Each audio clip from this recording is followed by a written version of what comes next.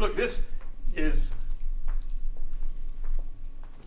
you have two eras of music with which most people's repertoire is concerned. Is that That's okay? fine. That's, of course, the classical era and the romantic era. Now, on either side, we have the Baroque era and the 20th century plus. And with the exception of you, everybody in this room will play some of that and some of this, but mostly these other two. Well, I have two Saturday afternoons, so I'm going to give you the classical era today and the romantic era next Saturday. It fits in to do this.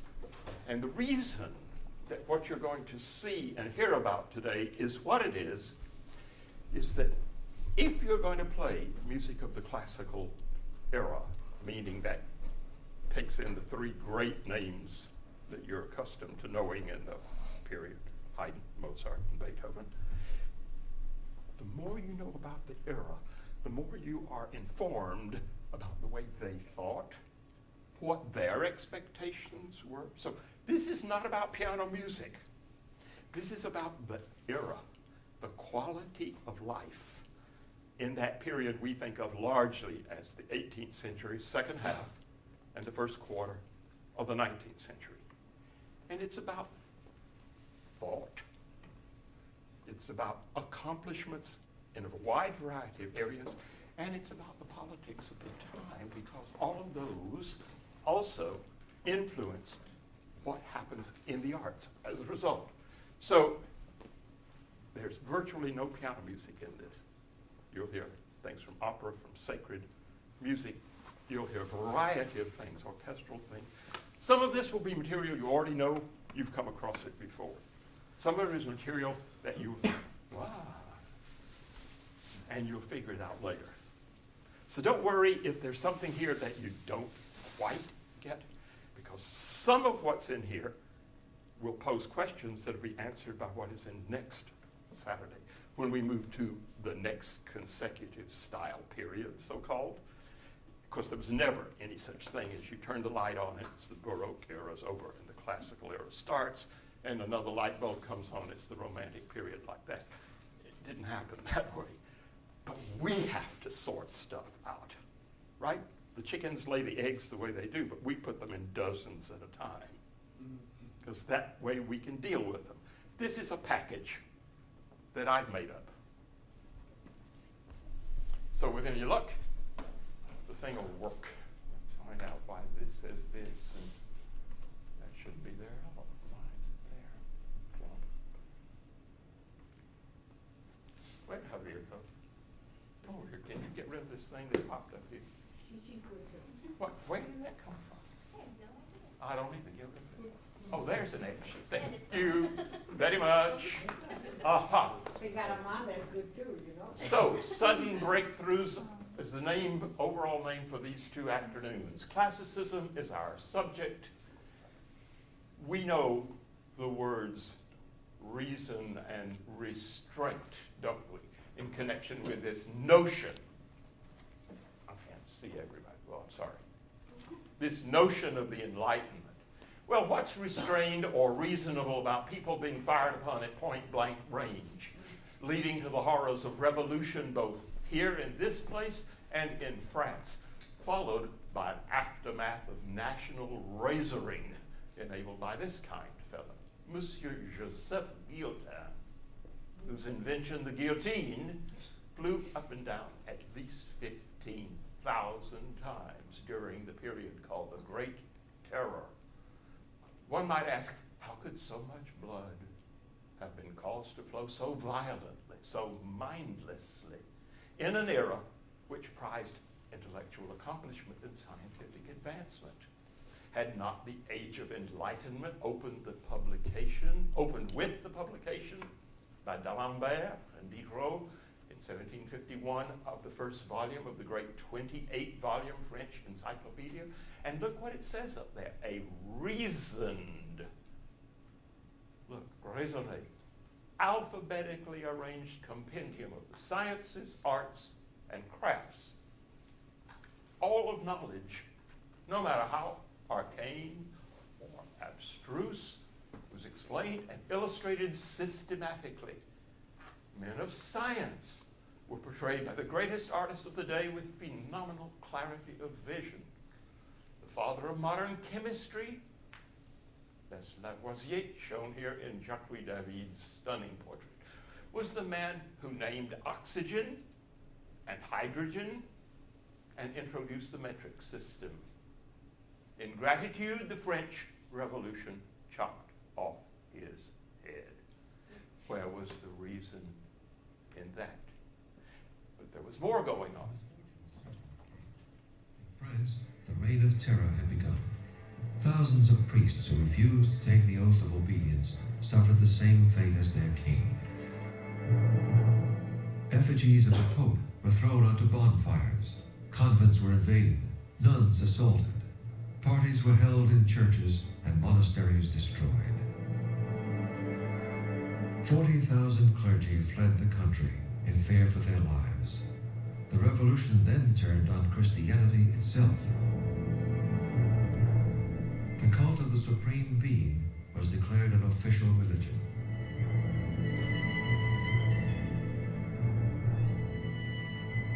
Its goals were to encourage good citizenship, republican ideals, and the abolition of Christianity.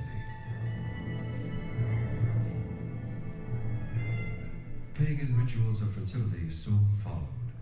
As the terror escalated under Robespierre, priests were forced to marry, bishops to officiate at their weddings. In Paris, Christianity was dead, or at least dying. Despite such incomprehensibilities, science and technology were on the rise. Balloon ascensions enabled an early form of flight to the wonderment of all. Even families pursued scientific inquiry, as we see in Joseph Wright of Derby's brilliantly illuminated scene of a household experimenting on a hapless pigeon with an air pump. They pumped the air out, the pigeon's lungs expanded until it blew up. James Watt's refinements to the steam engine began the Industrial Revolution with its transformative effects on society. The voyages of Captain James Cook vastly increased Europe's knowledge of the Polynesian South Seas. His 12 years on 4 voyages produced an enormous contribution to cartography and brought unprecedented contact between Europeans and hitherto unknown peoples, Australian Aborigines, New Zealand's Maoris, and the Hawaiians who ate him. Advancements in copperplate engraving enabled books to have illustrations of, say, Cook's discoveries, at which people could marvel, such as the dodo bird and the painted or tattooed people from outlandish places. That's a loincloth, by the way. Incidentally, Cook's successor was a certain Captain Bligh, who with his ship the Bounty and its misadventures in search of breadfruit inspired a well-known piece of fiction and who knows how many movies. Those were contentious times, as the American colonists proved. Ben Franklin was widely known in the colonies decades before the Great Upheaval. His almanac and newspaper provided his voice with an ever-growing audience. The Atlantic coast was filled with men of ideas and some very busy printing presses, especially as the situation with England fomented. Thomas Paine tried the rational approach in his book, Common Sense. In fact, he even called one of its chapters with the catchphrase of the day, the Age of Reason. The British satirized him mercilessly for being a mere tailor. That was what his career was. A tailor making the efforts to argue the rights of man by showing him in this caricature trying to measure King George's throne. Change was surely coming. Here's the watershed moment. Thomas Jefferson's draft, with corrections by Benjamin Franklin. The finished document looked like this, inscribed and signed. The drafting committee being rendered iconically years later by John Trumbull, 1795. So, the American Revolution was underway, encapsulated in this very grand manner painting. It's 12 feet high and 21 feet wide by Emanuel Gottlieb Leutze. He painted it in 1851. It's in the Metropolitan Museum in New York. You can go and see it in the gallery. In other words, it's about the size of that wall down there.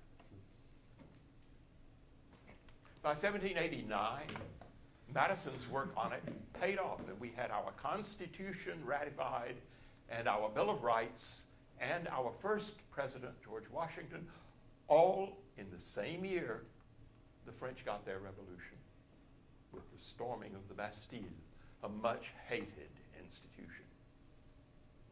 But for all their intellectual ideals, their reasonings in 1751, the French did not frame a new government based as ours on rational and humane principles. In the same number of years, America moved from its Declaration of Independence to the signing of its Constitution. The French fell prey to an appalling sequence of failures, only to end up with another totalitarian government under the Emperor Napoleon. Enlightenment qualities, however, were found throughout the period in architecture and the arts. Architecture had to be rational or the buildings would fall down. Paintings presented their subjects as rationally as if they were works of architecture. 1789, the same year as the French Revolution, Jacques-Louis David painted this historical incident. Brutus's sons' bodies are being borne in from the left on that litter that you see with light bringing out the bodies. Brutus, in shadow, is in the foreground, and a column separates that third of the canvas from the 2/3 of the canvas on the right, devoted to the emotions of the women. There's no doubt as to the meaning. The tragic image is immediately felt and understood. This relief on a Wedgwood porcelain plaque by John Flaxman presents with utmost clarity and balance Athena recompensing art and protecting commerce with her shield, which is a modern theme of the day, with Catherine the Great's face, thus depicting her as an enlightened monarch. Aesthetic views of the day. What did the philosophers of that time say? Baumgarten, writing, he lived there, you see the dates, he died shortly after Scarlatti, right? The object of logical knowledge is truth. The object of aesthetic knowledge is beauty. Beauty is the perfect, recognized through the senses. Truth is the perfect, perceived through reason. Goodness is the perfect, reached by moral will. It isn't important that you understand every word of this right now. What's important is that you get the notion that beauty and perfect are joined together inextricably in this man's mind. Now, let's move forward in time just slightly. This is Moses Mendelssohn, the grandfather of the famous composer.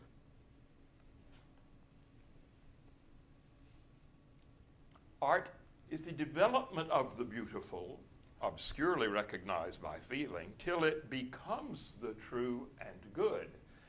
The aim of art is moral perfection, meaning the notion that good art will affect you as a person. Stay tuned. There are going to be a lot more of these in the next time to come. Okay, so now let's look at some rationality. Remember that? New music from the middle of the 18th century had similar balance in the way ternary form was expanded into sonata form. Now, if you don't mind, do something a trifle silly with me. Will you clap your hands 3 times? 3 more. All right. Now you're ready to hear an exposition and to notice its recap after the development.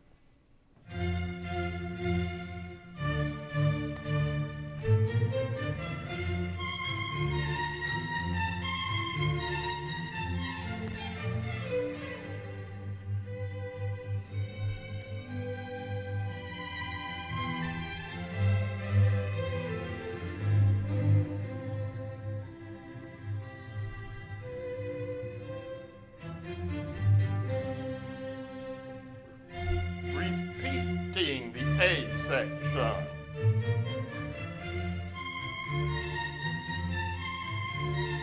Now, you weren't counting, but there are 8 different motives in that little bit. And they don't have anything really to do with each other.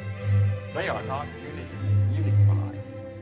But by hearing them twice, we are now ready to see what he does with them. Here comes the development.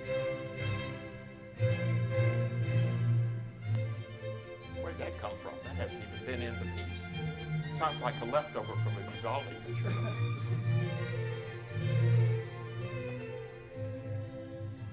We heard this before. And now, the moment of the return of the A section. That, my dears, is one of the earliest symphonic recapitulations to exist.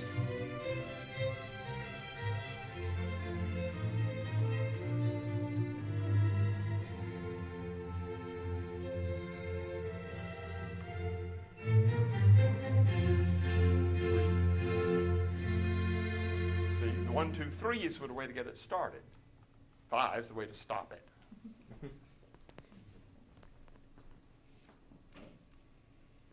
So, expanding the early sonata meant using the exposition for 2 contrasting keys in which events took place. Then a development section, and then bringing things back. And the object was to bring what first occurred in 2 keys back in the same key, to bring it to a halt. But that's very curious because it's not obeying that principle we talked about before of symmetry and balance. It's so important. Now, here is a perfect example of symmetry in architecture, right? The first column, the second column, and over here on the other side, the second column, and then the first column. So, sonata form should have a first subject and a second subject development section, and then bring back the second subject and the first subject, if it's going to be so-called symmetrical form. Well, the guy who invented that and made much of that very form, you know, and you have probably played some of his music. He was the pioneer, Domenico Scarlatti, an Italian-born contemporary of Handel and Bach. All 3 were born in 1685. He lived into the early classical period. He died in 1757. Here is a video of a performance of a very good example of symmetrical sonata form.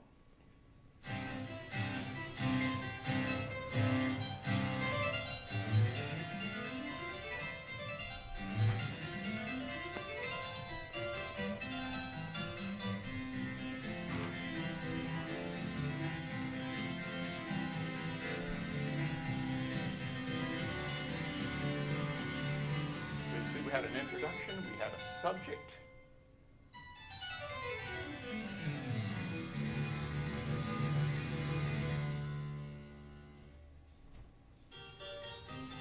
And a second subject.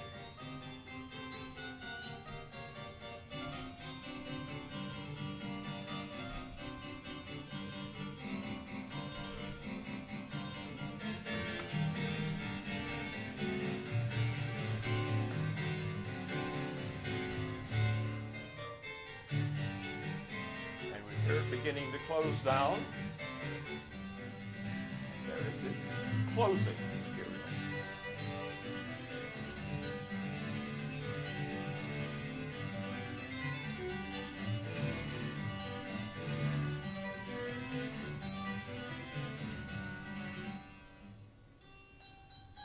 Development, not with the first material, you see?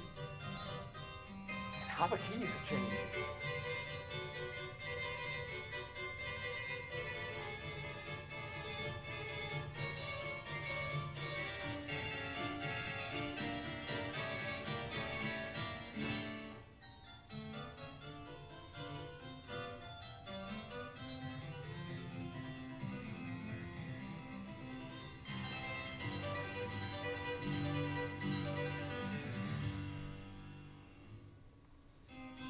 Recapitulated the second subject first.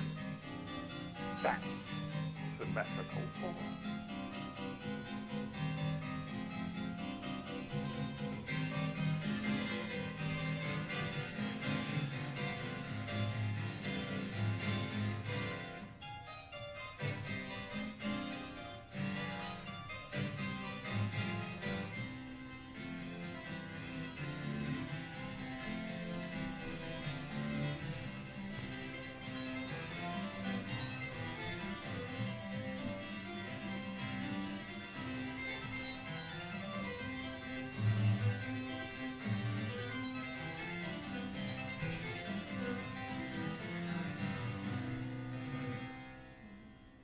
And that's it. That was the harpsichordist Raphael Puiana. And that's the single most expensive harpsichord ever made in the world. He owned it. And when he died and his collection was sold, that remained unsold at $2 million. But since that time has been privately bought, not by me.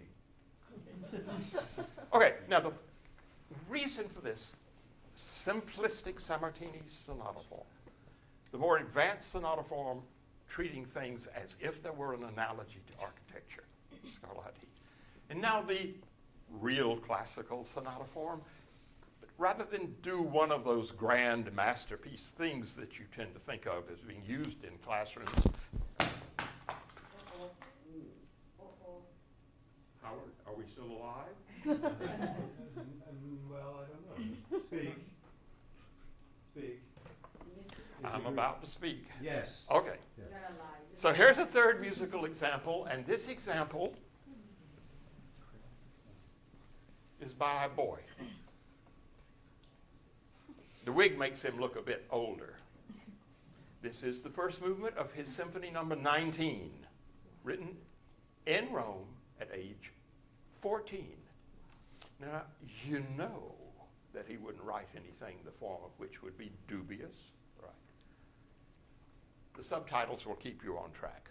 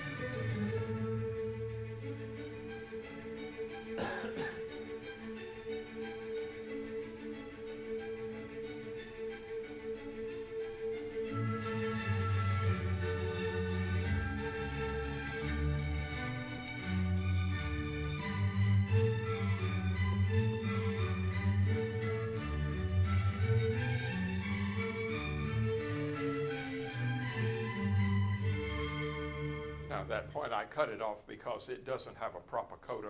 It goes directly into the next movement.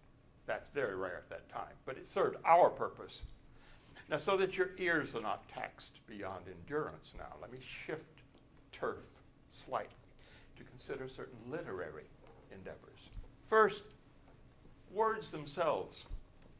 First among firsts, Dr. Johnson's Dictionary of 1755. It has really amusing definitions in it by our standards today. I'll just give you one. His definition of the word network, which is my favorite in the whole dictionary. Not that I've read the whole dictionary, but I sure read a lot of it. You know the word network, right? You have several ideas about networking. And the idea of a definition of a dictionary is to be as concise as possible, to be absolutely accurate. And Dr. Johnson writes, network, anything reticulated or decussated at equal distances with interstices between the intersections. We need dictionary for half of that. You couldn't possibly say it in fewer words than that. Jean-Jacques Rousseau's Social Contract, 1762, advocated a radical view of society. That was well summed up by this: the social contract between the people and the government. The people give power to the government, in exchange for which their government protects the people's rights. But when the government misuses its power on the people, Rousseau says the people have the right to overthrow it and replace it. That was what he called the social contract. This is a major revolutionary idea. And another radical thinker who lived at the court of Frederick the Great and corresponded regularly with Catherine the Great was Voltaire. The world of ideas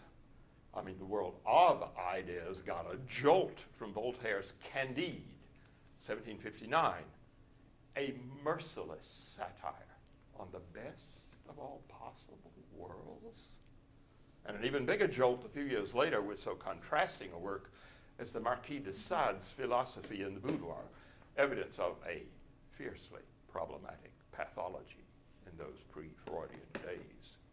A safer subject is society itself and its manners. Goldsmith treated them ever so amusingly in 1773. His success inspiring Sheridan's hilarious play, The Rivals, 1775, which gave us Mrs. Malaprop.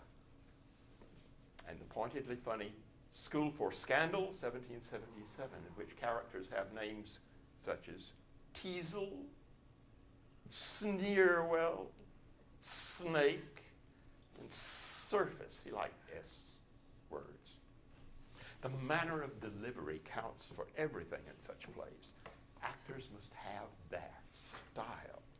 Where Mrs. Malaprop was concerned, no one could deliver lines such as these the way Dame Edith could. I have the recording of her, and it goes rather like this. Now, apologies for the impersonation. She's as headstrong as an allegory on the banks of the Nile. Sure, if I reprehend anything in this world, it is the use of my oracular tongue and a nice derangement of epithets.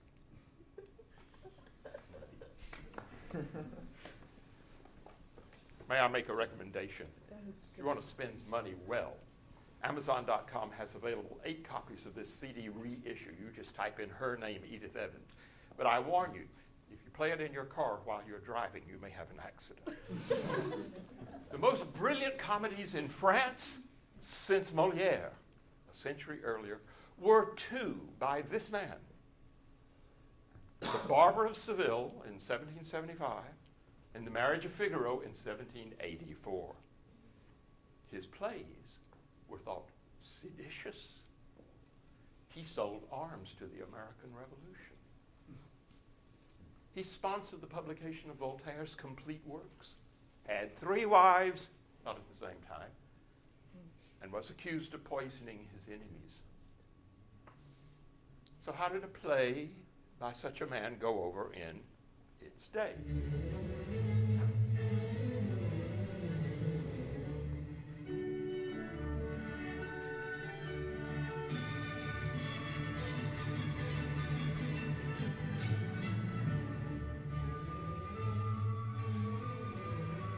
On the eve of the French Revolution in 1784, the Comédie Française in Paris performed a scurrilous new play by Pierre-Augustin Beaumarchais called Le Mariage de Figaro. It was an overnight sensation and a box office smash. A contemporary described it as the end of the old order, and Napoleon said it was the revolution in action. Monarchs and aristocrats across Europe reacted by having it banned. Yeah, they did. Social commentary through techniques of realism and sarcasm, of wit and wickedness, had earlier exploded before the eyes of the reading public in de Laclos' novel Les Liaisons Dangereuses. Never had the risks of intimate social interaction, if one may express oneself elusively, have been so tangibly manifest. Two memorably constructed, totally amoral characters determined to destroy an innocent, and do so with relish. There are two stunning movies that have been made from de Laclos' short epistolatory novel. These I recommend without reservation. The first is the original one with Jean Moreau and Gérard Philippe, and the more modern one with Glenn Close and John Malkovich, with Michelle Pfeiffer playing the innocent. A gentler, though no less meaningful world of all too human relationships is found in Jane Austen's refined novels. But Walpole's The Castle of Otranto brought something new to the novel. As its subtitle shows, the supernatural. It was the first so-called Gothic story. Poetry came right along too, with Bürger's wild ballad about a horse ride into a graveyard and a fight with skeletons. It signaled something new and awesome in literature, a phenomenon in its day. Loud snorted the horse as he plunged and reared, and the sparks were scattered around. What man shall say if he vanished away or sank in the gaping ground? Groans from the earth and shrieks in the air, howling and wailing everywhere. Half dead, half living, the soul of Lenore fought as it never had fought before. Now, it's nearly unbearable today. Here's an appropriate yawn.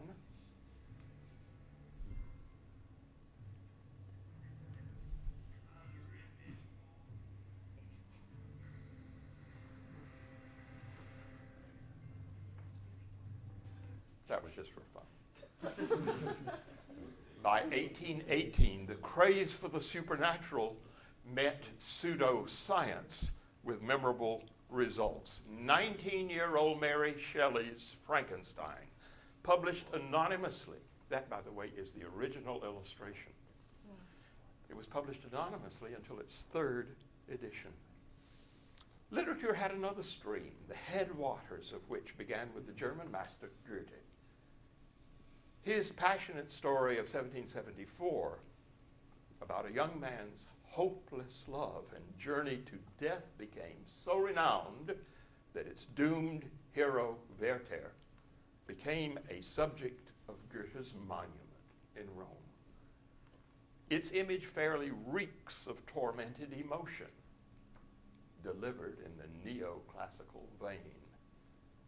And the further we move around it, you watch that snake. See the snake over on the left-hand side? It represents death, the death of the romantic hero. Thrilling to some viewers, anathema to others, you never know how people are going to regard things. Johann Winkelmann, for example, would have been horrified at the emotional display of that statue.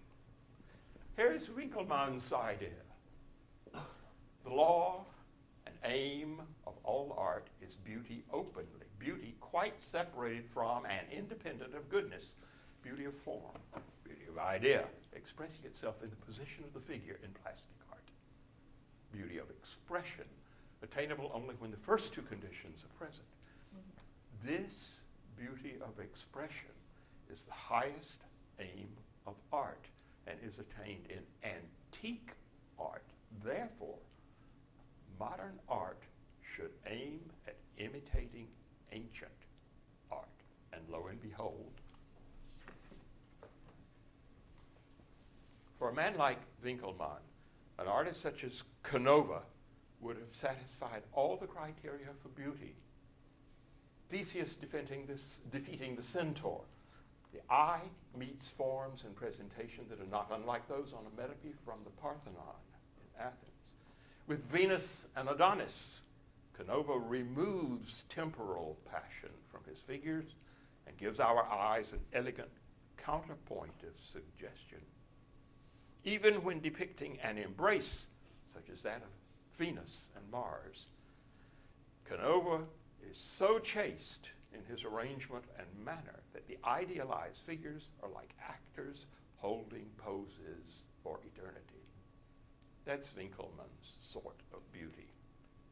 By contrast, as we return to Germany and the tempests of prose from its new writers, we find Jean-Paul. Now, he must have had facial surgery, since those two authentic portraits don't look remotely the same. Critics called him high-minded, willful, eccentric, and his writing extravagant, sometimes grotesque in its humor and situations.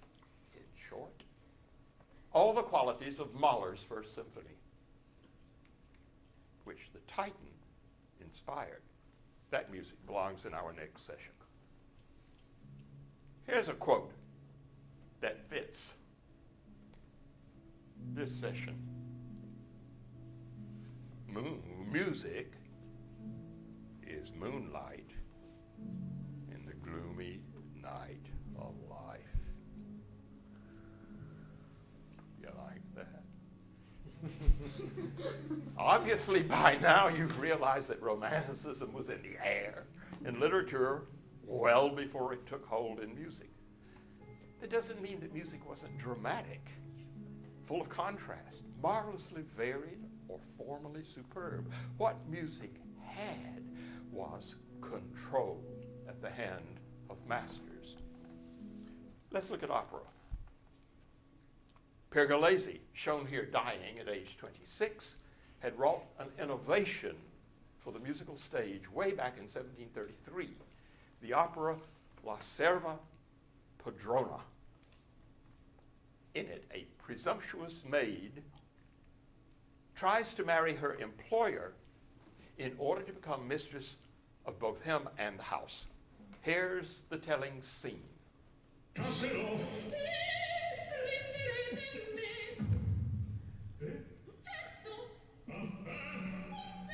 Io non so chi mi tiene. Dammi pastore, ancor dir. Oh, vuoi fare dir potrete, che null'altra che me sposar dovrete. Vattene, figlia mia. Volesti dir mia sposa. O stelle, o sorte, o questa per me morte. Morte o vita, così è per te. Non fisso già il pensiero.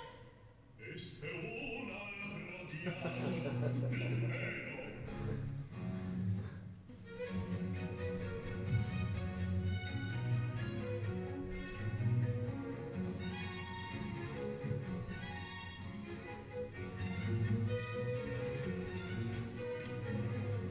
Lo conosco, quegli occhietti, furbi, ladri, maledenti, che se ne puoi no, poi non c'è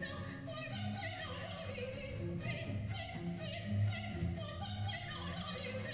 sì, Signorina, m'ingannate, troppo, dove la vuoi volare? Non mi dico no, è un sogno questo qui, sì, è un sogno questo qui.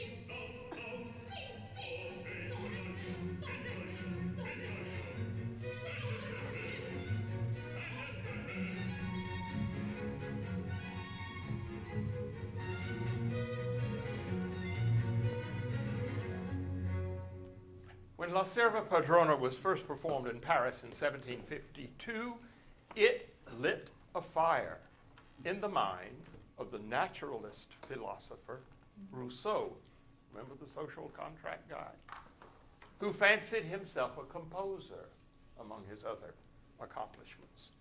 He immediately cobbled together a 3-character stage work of what politely may be called utter simplicity, i.e.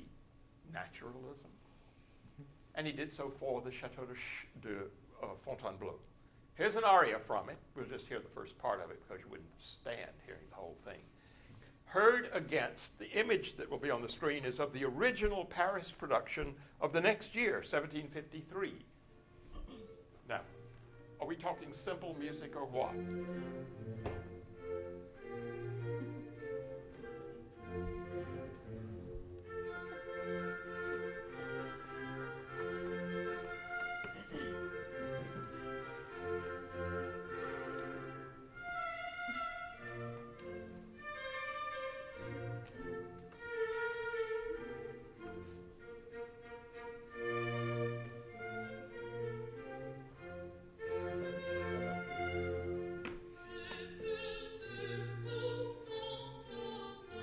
Concerned about her boyfriend.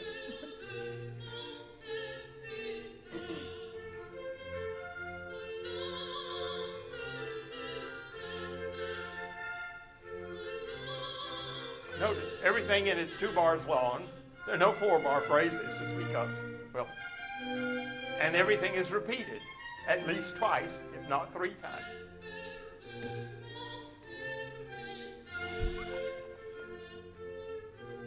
Get the idea? Well, I'm telling you, it caused a remarkable reaction. It proved so popular that it remained on stage in French theaters for the next 60 years. Without Pergolesi's startling comic ideas and Rousseau's brave amateurism, the greater operas of Mozart, such as Figaro and Rossini, The Barber of Seville, could never have happened. And would anyone want to be deprived of an aria such as this?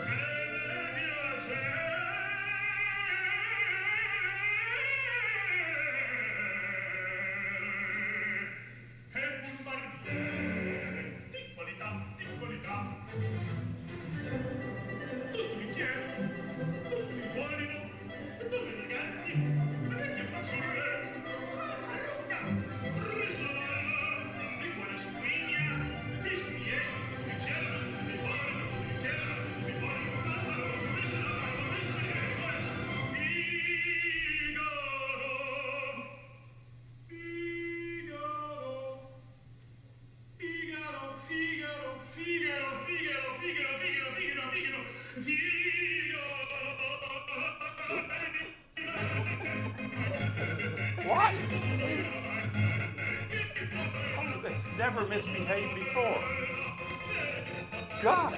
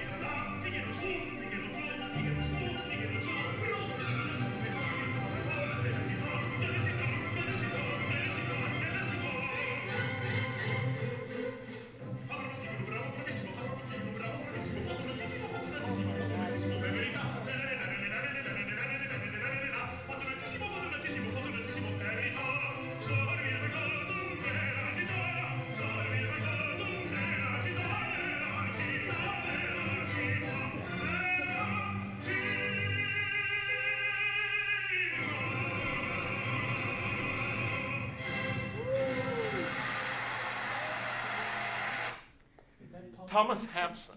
Yeah. Opera houses, incidentally, were lit by candles. They began lighting the candles. Now this is very important. Something we don't realize today. By 7 o'clock, all the 3,000 candles of the theater were burning. As was the custom then, they remained burning throughout the performance. Which limited the length of an opera to 3 hours. Couldn't be more than 3 hours the candles would burn out. Why was opera so expensive? Not just the cost of the musicians, the sets, the scenery, the costumes, the orchestra, but 3,000 beeswax candles had to be bought for every performance. Which means that before electricity, Wagner was impossible. Electricity enabled the length of the Wagner operas. Older-fashioned opera held sway throughout the so-called classical era. It was called opera seria, and it had been born in the Baroque and continued into the early years of the 19th century. Thank you. You probably heard about that in any class you've ever had on the Baroque era. But if you're interested, you might enjoy the film about Carlo Bruschi, known in his career as Farinelli.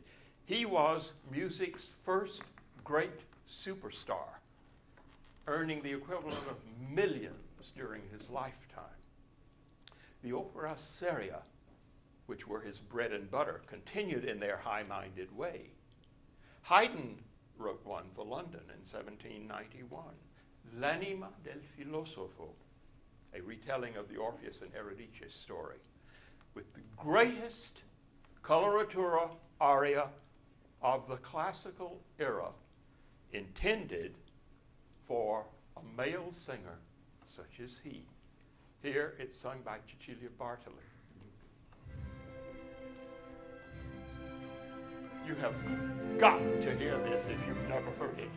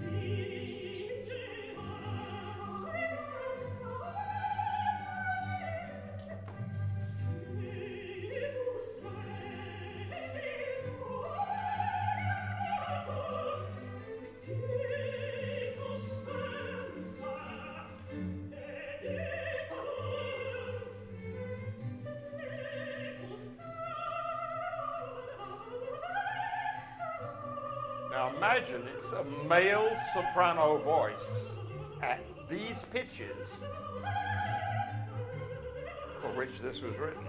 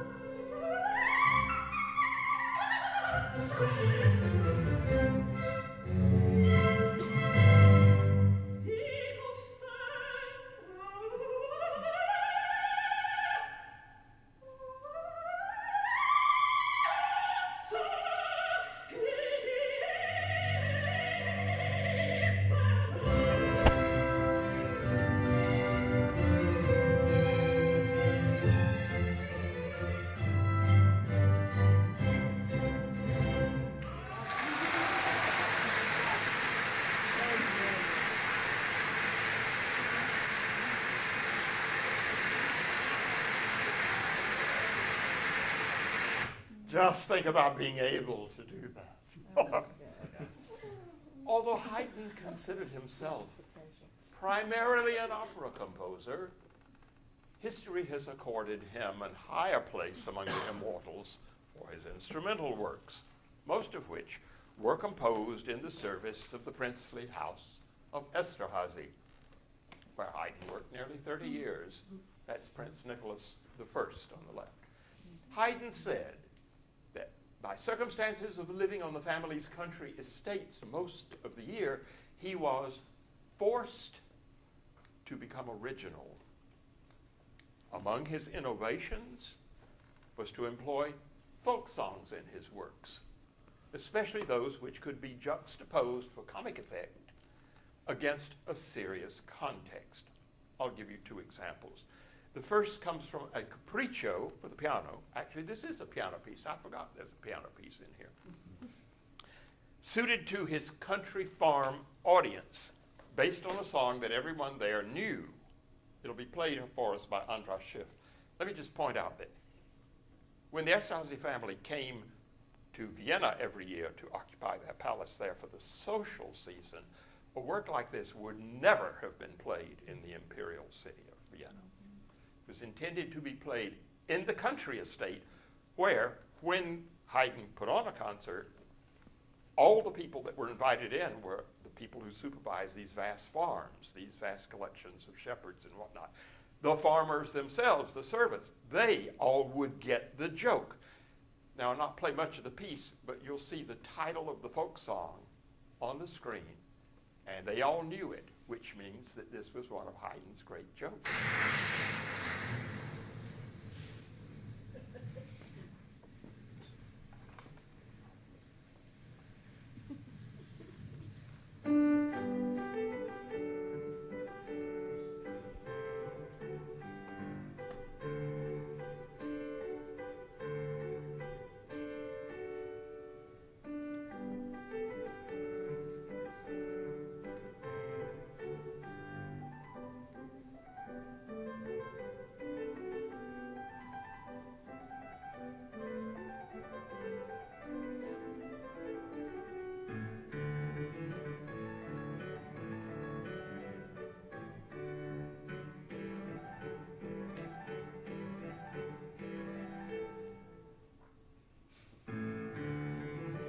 Okay, you get the idea.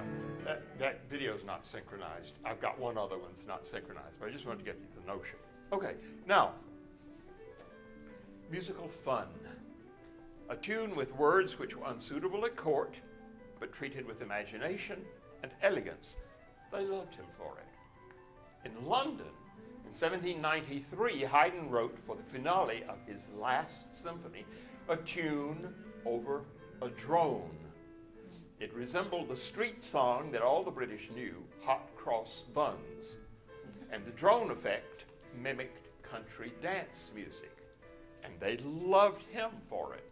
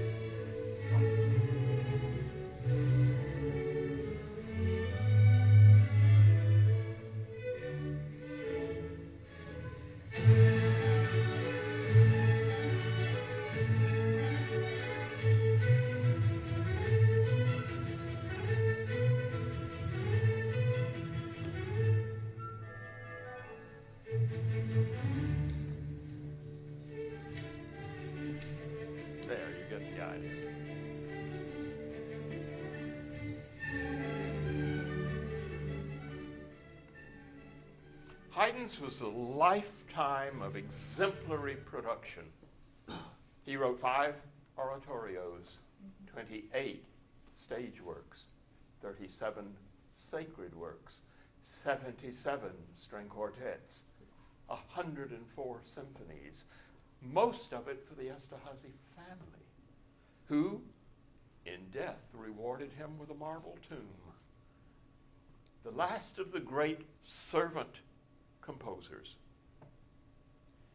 In addition to his music for aristocrats, Haydn lived into the age of public concerts. In the late 18th century, the musical landscape of Europe was also changing.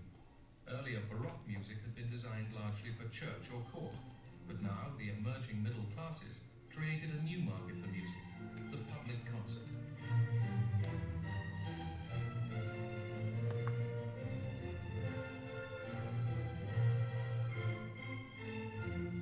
Johann Christian Bach, Johann Sebastian's youngest son, settled in London, Europe's leading capital for concert life. His new public audience demanded a distinctively new musical style. You have to appeal to a larger public, which means that you have to write music which is more dramatic and at the same time music in which the form is easily perceptible. And what you get is the forms in which, instead of this relatively level kind of tension that goes through a piece of Baroque music, you start at a low level of tension in a classical piece, and then you raise the tension that becomes more dramatic. Throughout Europe, Mozart became aware of this dramatic new classical language. When he finally arrived in London, the 8-year-old composer became close friends with J.C. Bach. Did you hear that? And there wrote his first 8? classical symphony. This is it. 8 years old. The first symphony, written on a Sunday afternoon in 2 hours. 3 movements.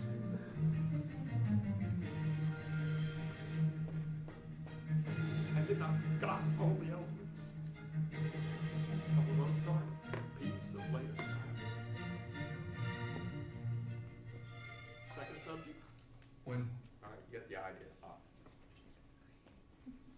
Little Wolfie drew from everything to which he was exposed over 7 years of travel as a child. Germany, Italy, France, England. His music was a synthesis. Gallant style, storm and stress movement, Baroque counterpoint, opera of every sort, you name it, but always uniquely his own. Even when writing for an instrument of which he wasn't even fond.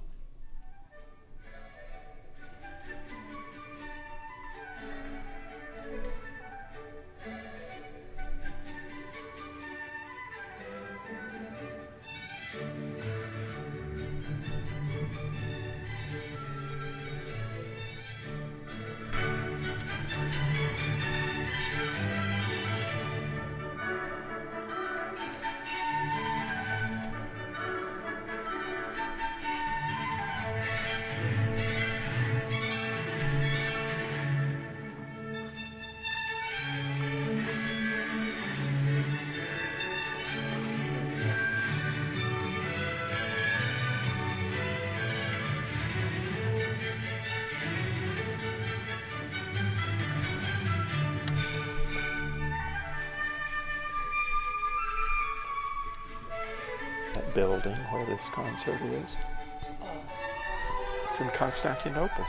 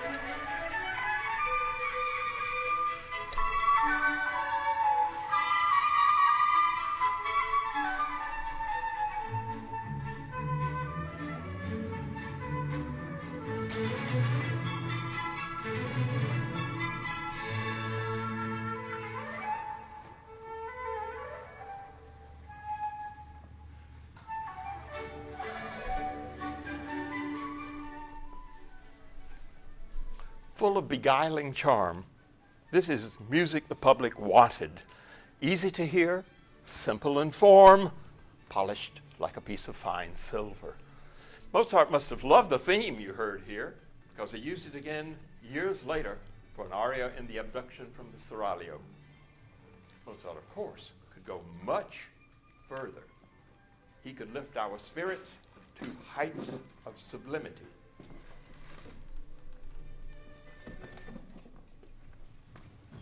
Now, this video is not synchronized with the voice, so don't worry about it. Just listen to the line. The line is what I'm talking about here with this notion of sublimity.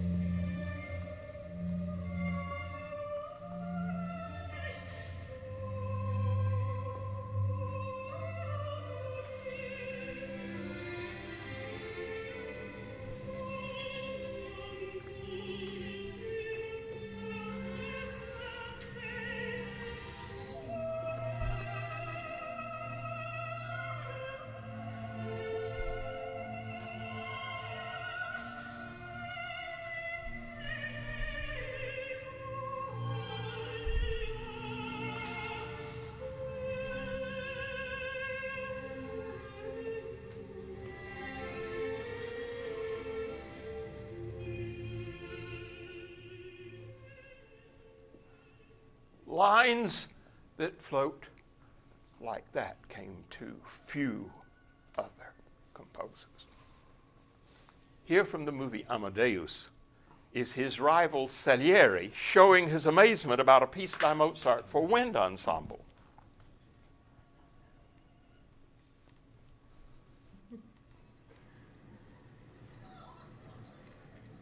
On the page, it looked nothing. The beginning was simple, almost comic. Just a pulse, bassoons, basset horns, like a rusty squeeze box. And then, suddenly, high above it, an oboe. A single note hanging there, unwavering. Until a clarinet took it over. Sweetened it into a phrase of such delight.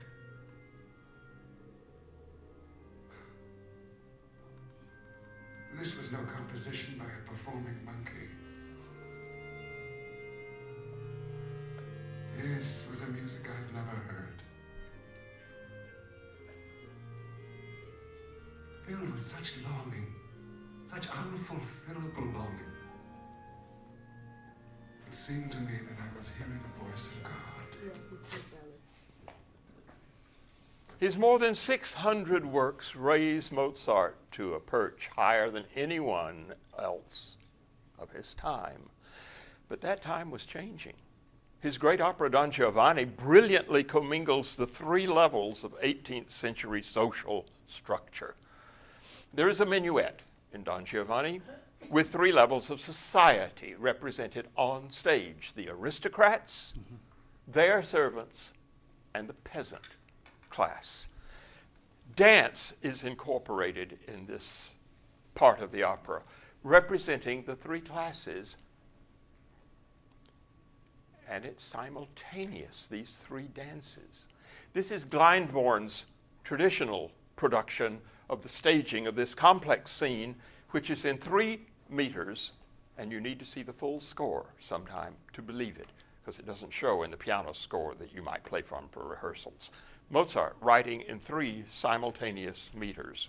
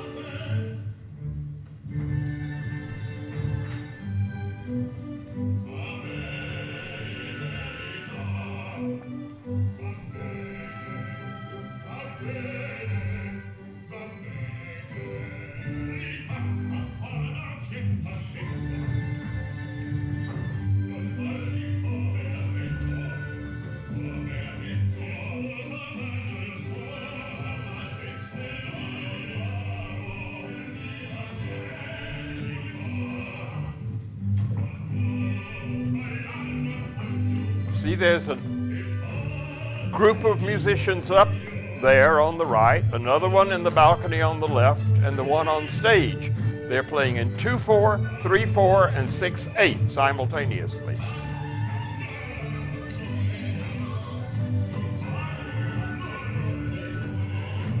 Now, in the interest of time, but in the interest of your grasping that something like Mozart, the greatest opera of his day, gets treated nowadays very differently by opera companies everywhere. Here is a production of the same scene done, shall we say, in a more modern way. Now, the little boy's gone, isn't he? Okay.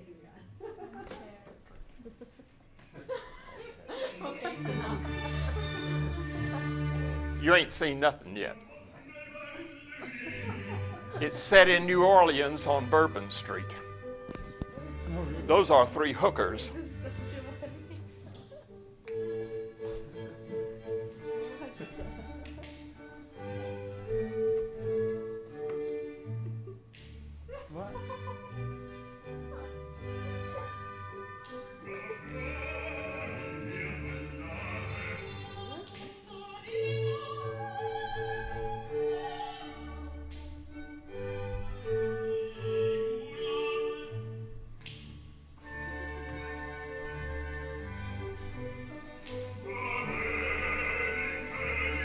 And those 2 men are identical twins.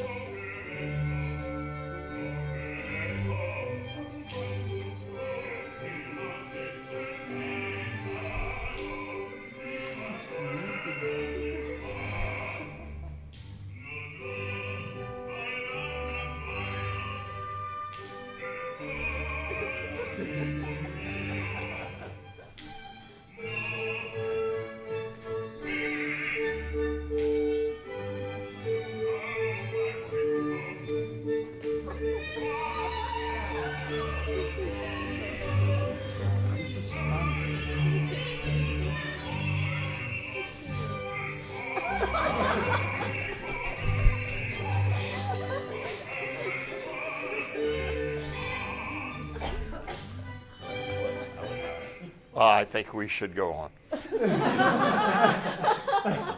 The plot concerns the amoral Don Giovanni's relationships with 3 women, 2 aristocrats and a servant girl. Now, if you're interested in 18th century women and their role in society, let me recommend this book.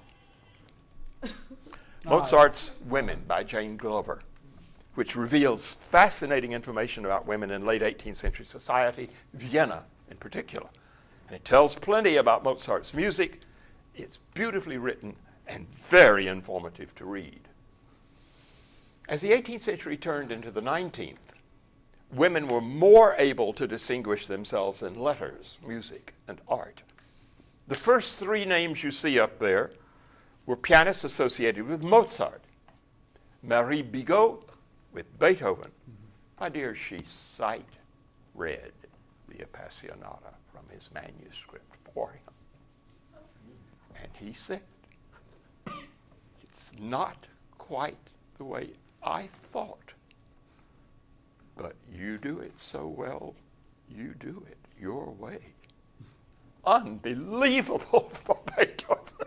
Yeah. She sight read. Have you ever seen the manuscript of the? Yeah. And Marie Szymanowska there at the end, she's a very important Polish predecessor of Chopin. Here's an interesting commentary about a painter with interesting penetration into the circumstances of her day, exactly the year 1800.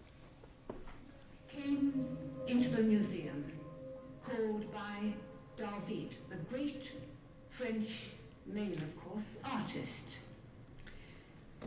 And over time it became clear to scholars that in fact David hadn't painted it. And for complicated reasons it turned out it had been painted by a woman. And then it turned out that there were at least 9 women artists painting at the turn of the century in Paris, whose work was so good it was attributed to David. This is Mary Denise Villiers painting a young woman. And my guess, since she was about 26 when it was painted, that it's a self-portrait. Now the interesting thing is this.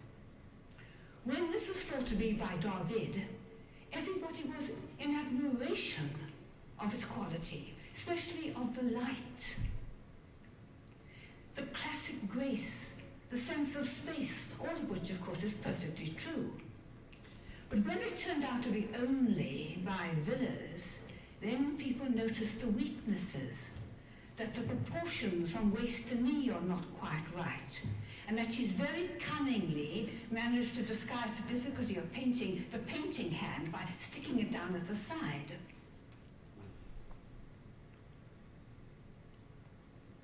Mary Denise is concentrating, all white and golden and serious, on this business of painting.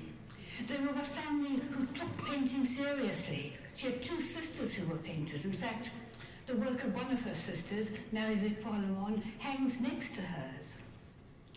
But this is an even greater work. I think she's looking at herself in the mirror. And that's what she sees, the perfect glass. What we see far behind her is a couple in love, mooning, but all hemmed in with a great building on one side and a rail in the other, and a cracked glass through which we see them. I think the implication is clear. The life of an artist is far superior. But basically, this is a charming picture, and does it matter in the least the gender of who painted it? Women, no matter how wonderful their talent, achieved no real emancipation during this era, although greater distinction in the artistic professions did come their way gradually across the century. The composer who was attracting the greatest attention around 1800 was this chap, with his musical scores based on increased dynamic ranges, heightened demands on virtuosity, the employment of larger orchestras, and greater attention spans on the part of the public. We'll get him properly in a moment. Where the piano had been concerned, Beethoven was preceded by brilliant Italian pianist Muzio Clementi, whose piano sonatas broke new ground dramatically.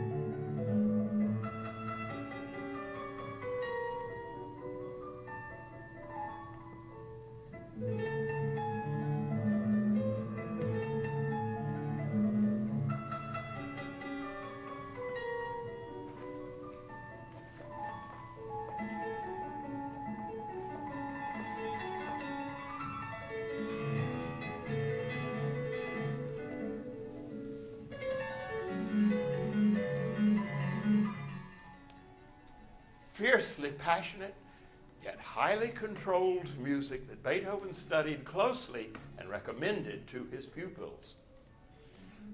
On such pianistic foundations, Beethoven built new edifices in sound at the keyboard and called them sonatas. Feel the changes of mood in this.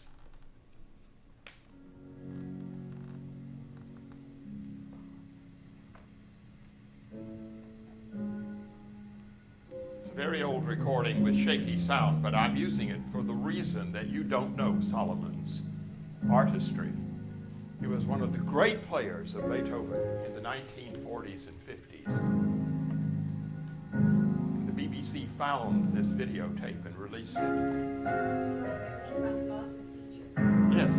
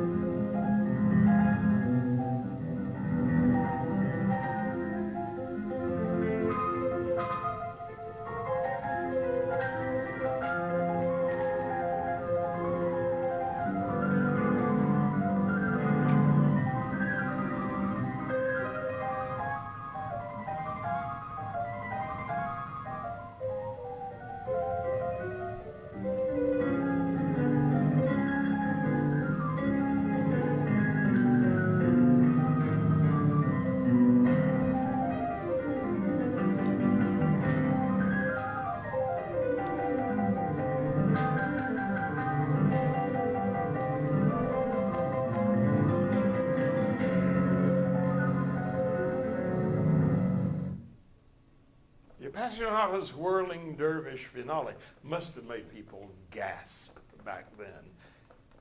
It does us now. Another phenomenon of Beethoven's was to write music of such spellbinding slowness that it seemed impossible to sustain.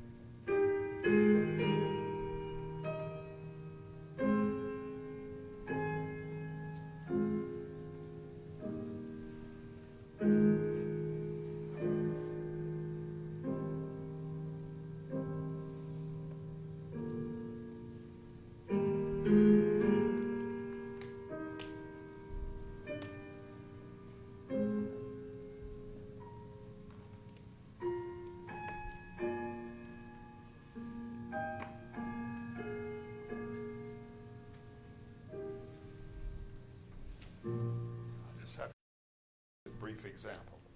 Now, bagatelle is supposed to be a trifle, which this clearly was not. Lines of wrenching tension and resolution, not melodies, compel the listener almost beyond endurance. When Beethoven needed a tune for his purposes, he certainly knew how to compose one.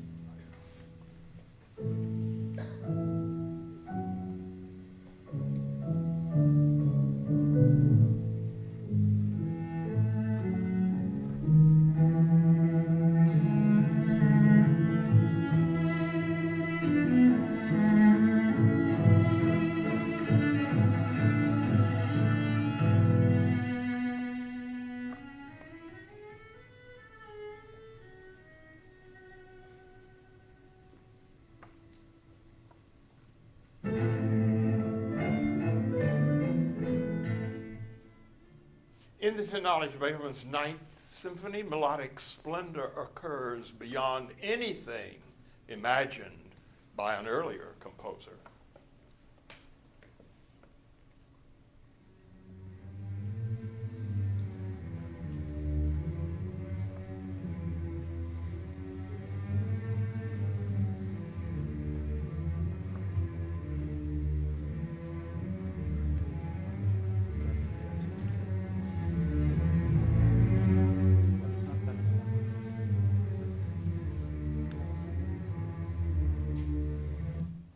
You only needed a reminder of that. Now let's consider how this fellow could draw a work to conclusion. In the coda to the finale of his Second Symphony, Beethoven uses short motives, silences, which he learned from Haydn, changes of key, vast dynamic differences, changes of tempo, in short, everything in classicism's kitchen sink. And what fun it is. We have only about 6 more minutes to go.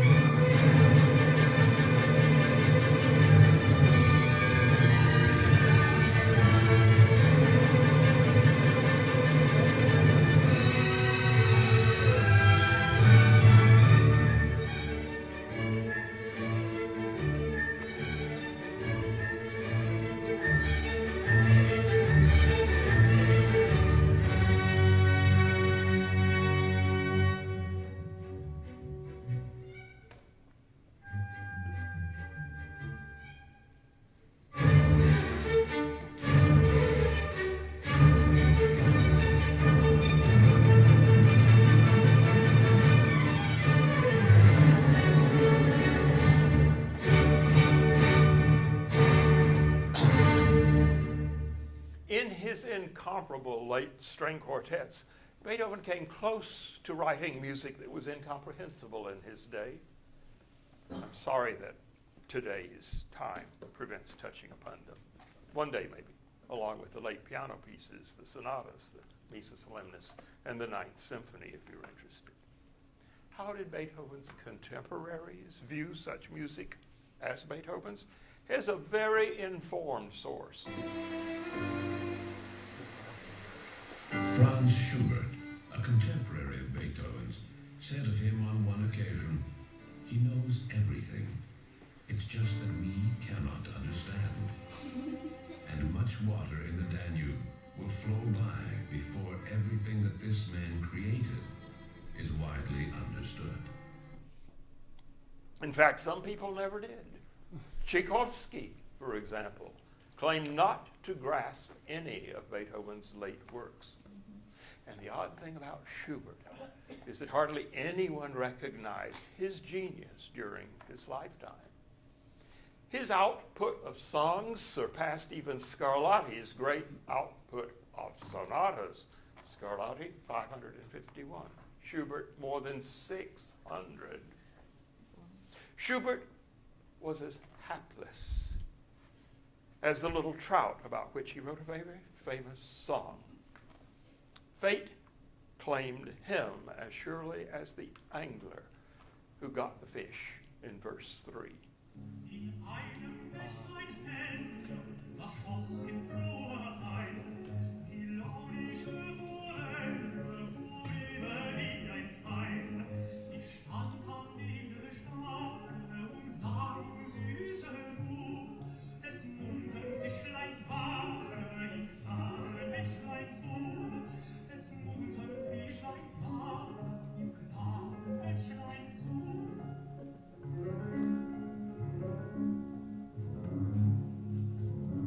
Ein Fischer mit der Rute fuhr an die Uhr stand und saß mit kaltem Blut, wie sich das Fischlein fand. Okay, so you know how that turns out. Tunes like that came to Schubert like the waters of a brooklet. He swam in them. Unlike Beethoven, he didn't know how to make money from them. Even when he took a great one and used it for instrumental variations, just enough of it to remind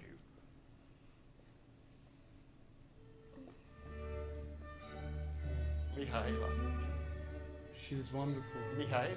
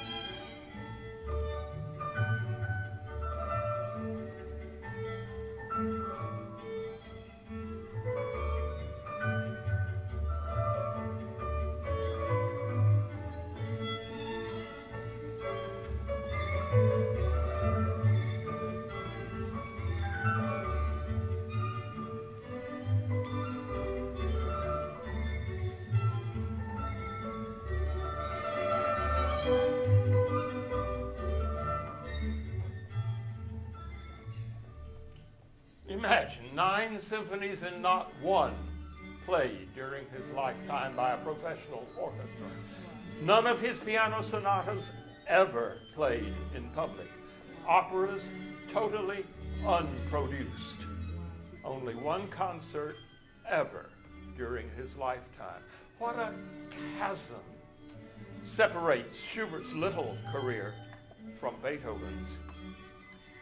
Grillparz's words, written for Beethoven's funeral, make a tremendous point that suits both men. No living man enters the halls of immortality. The body must die before the gates are opened. Well, they did die within a year of each other. Beethoven, aged 57 and moderately wealthy. Schubert, aged only 31 and poor as a church mouse. But both have fared well since their deaths. Fine tombstones in Vienna, dedicated audiences throughout the world, devoted scholars who've analyzed and published their complete works. They have become immortals. In a sense, they are both setting suns to classicism and rising suns to the new era that lay ahead, Romanticism, our subject for next Saturday. Ooh.